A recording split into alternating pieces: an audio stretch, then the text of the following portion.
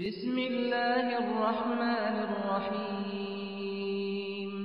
Alhamdulillahi rabbil alamin. Ditekankan pada peningkatan takwa kepada Allah Subhanahu wa Ta'ala. Kata takwa yang disebutkan setidaknya sebanyak 240 kali dalam Al-Quran itu dijelaskan dengan sangat sempurna oleh para ulama, yang penjelasan ini tentu mengacu kepada informasi yang disampaikan oleh Rasulullah Sallallahu Alaihi Wasallam sebagai penjelas Al-Quran yang ditugaskan langsung, dipilih langsung oleh Allah Subhanahu wa Ta'ala. Takwa adalah akumulasi dari semua bentuk ketaatan yang bisa kita optimalkan kepada Allah Subhanahu wa Ta'ala. Dan dengan segala bentuk ketaatan itu diberikanlah anugerah-anugerah terbaik baik di dunia ataupun puncaknya di akhirat sebagai apresiasi dari penghambaan kita kepada Allah dan penunaian tugas dengan sempurna seperti yang Allah perintahkan semenjak kita menjalani kehidupan di dunia ini. Bentuk penunaian tugas ini disebut dengan ibadah. Bila dilakukan, maka ia menjadi amal saleh. Dan setidaknya dibagi kepada dua bagian utama. Ada yang berupa perintah, ada juga yang berupa larangan. Di antara bentuk perintah, seperti kita diminta untuk menunaikan sholat dengan sempurna, maka turunlah ayat misalnya wa aqimus sholat, dan tunaikan oleh kalian sholat itu dengan sempurna sebagai bentuk penghambaan kepada Allah dan pembuktian keimanan kita kepadanya. Maka ditugaskan Rasulullah SAW memberikan bimbingan kepada kita bagaimana cara menunaikan sholat dengan sempurna itu.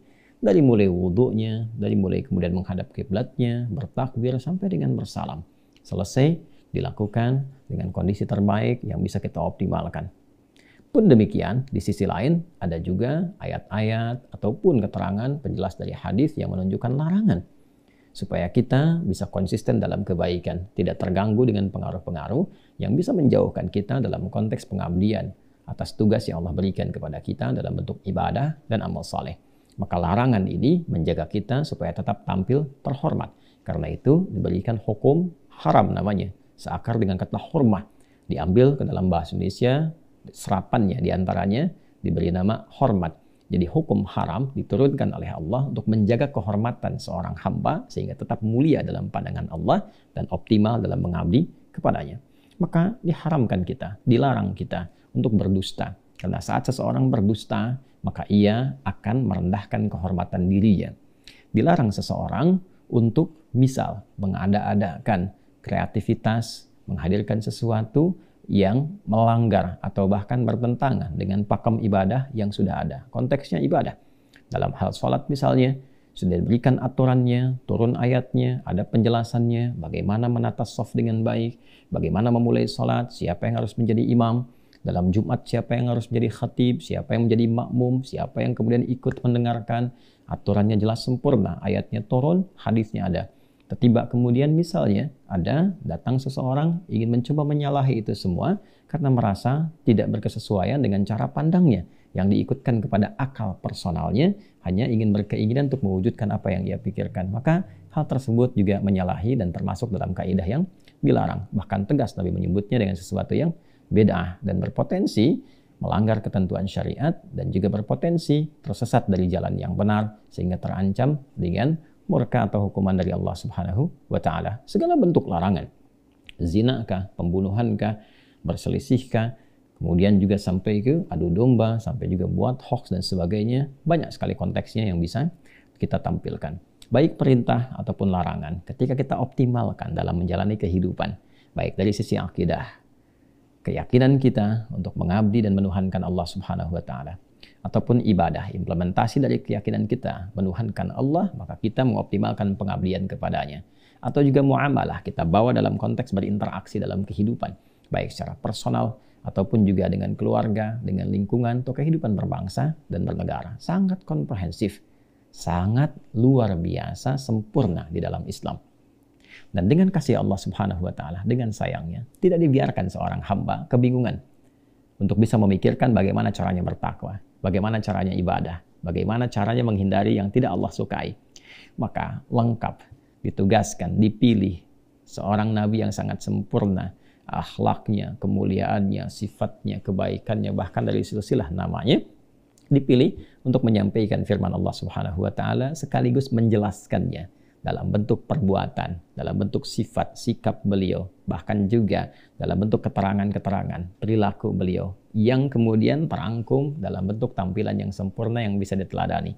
Dalam bahasa Arab disebut dengan uswah, dan diabadikan dalam Al-Quran di surat Al-Ahzab itu ketika Allah berfirman, laqad kana lakum fi rasulillahi uswatun hasanah. Dan sungguh Allah telah menetapkan pada kepribadian Rasulullah. Di situ ditekankan Rasulullah, bukan sekedar pribadinya sebagai seorang Muhammad SAW. Lebih dari itu, ada melekat sifat risalah kepada beliau. Dan dengan risalah itulah sempurna kemuliaannya untuk diteladani. Secara singkat, maka Allah memberikan kepada kita pedoman berkehidupan yang sempurna. Dari firman-Nya, terangkum dalam apa yang kita sebut sekarang dengan nama Al-Quran. Bahkan langsung namanya dari Allah Subhanahu wa Ta'ala, diturunkan di hari yang mulia, Jumat Sayyidul Ayyam, di bulan yang mulia, Ramadan, malamnya mulia, malam Al-Qadar, dengan utusan langit yang paling mulia, Ruhul Amin, Jibril alaihissalam, kepada manusia termulia Muhammad sallallahu alaihi wasallam. Maka diberi nama dengan Al-Quran. Quran surah kedua misalnya, Al-Baqarah ayat 185 sempurna menyebut nama Al-Quran itu. Syahrul Ramadan alladzi unzila fihil Quran hudan linnas.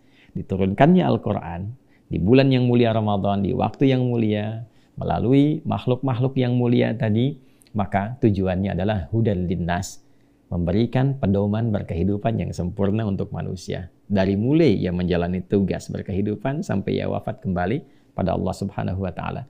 Berisi 30 juz, 114 surah. Bukan sekedar untuk dibaca, karena membaca untuk mengetahui isinya, setelah tahu, dipahami, dan diamalkan.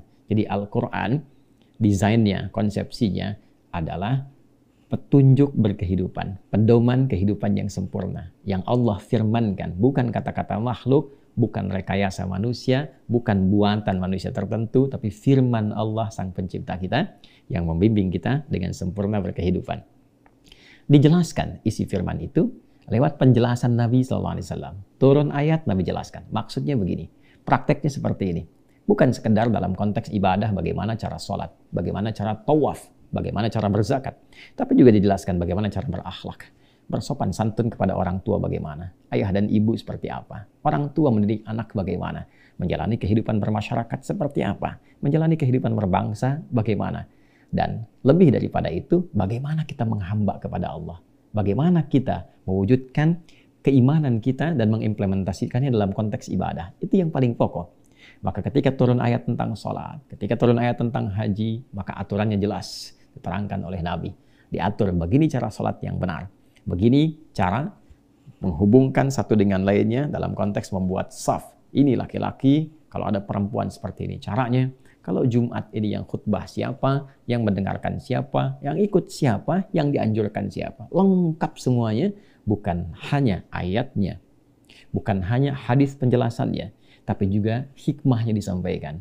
Kenapa yang khutbah mesti laki-laki? Kenapa bukan perempuan? Kenapa yang ditekankan laki-laki? Kenapa sepekan sekali? Ada hikmahnya. Dan manfaatnya, apa dampak sholat bagi kehidupan kita? Dari mulai ketenangan, dari mulai menghilangkan unsur-unsur keburukan, fahsya dan mungkar, dari mulai mengondisikan hati khusyuk untuk berdoa, membangun sebuah tautan, konektivitas antara hamba, makhluk dengan Khalik, semua dijelaskan dengan sempurna. Nah, teman-teman, semua kesempurnaan ini, maka ia menjadi jalan kehidupan yang jelas bagi setiap insan beriman. Sepanjang dia muslim, beriman kepada Allah dan Rasulnya. Karena itu kan syahadat yang diucapkan, asyhadu an la ilaha illallah. Aku bersaksi dengan sesungguhnya sepenuhnya bahwa tidak ada Tuhan yang layak dipertuhankan dan diibadahi kecuali Allah. Kata Allah itu mengandung unsur uluhiyah, dipertuhankan, dan ma'budul haq, ya, yang disembah, diibadahi. Itu maksudnya di Quran surah ke-20 Toha ayat 14. Innani anallahu la ilaha illa ana, itu uluhiyahnya. Fa'budni, itu ubudiyahnya, kita kepada Allah. Ya, tidak ada Tuhan selain aku, kata Allah, akulah Allah. Gak ada Tuhan selain aku. Itu uluhiyah, dipertuhankan. Fa'budni, maka buktikan kebertuhananmu kepadaku dengan menyembah aku. Bertanya kita bagaimana caranya ya Allah? Maka sempurna syahadatnya, wa asyhadu anna Muhammadan Rasulullah. Maka cara kita menyembah Allah, cara kita bertuhan kepada Allah, maka ikuti petunjuk Nabi Muhammad SAW. Dan dengan itu bukan sekedar benar, tapi berpotensi mendapatkan cinta Allah. Demikian diisyaratkan di Quran, surah ketiga Ali Imran, di ayat 31. Qul in kuntum tuhibbunallaha fattabi'uni yuhibbukumullah wa yaghfir lakum dzunubakum. Katakan Muhammad SAW, viralkan, sampaikan. Jika memang kalian, ya umatnya Nabi Muhammad SAW khususnya, serius mencintai Allah, ingin mengabdi kepada Allah, maka buktikan caranya dengan mengikuti Rasulullah SAW. Ikuti. Ingin sholat, ikuti Nabi mengajarkan sholat. Ingin zakat, ikuti petunjuk Nabi bagaimana cara berzakat. Ingin haji, ikuti manasik yang Nabi tunjukkan. Khudhu anni manasikakum. Kata Nabi, ayo ambil dariku bagaimana cara kalian bermanasik. Ikuti. Yuhibbukumullah. Kalau itu diikuti dengan benar, berpotensi cinta Allah diturunkan. Wa yaghfir lakum dzunubakum. Dan berpotensi Allah mengampuni semua dosa-dosa sehingga dijaga kita berbuat baik sampai dengan kita kembali kepada Allah Subhanahu wa taala.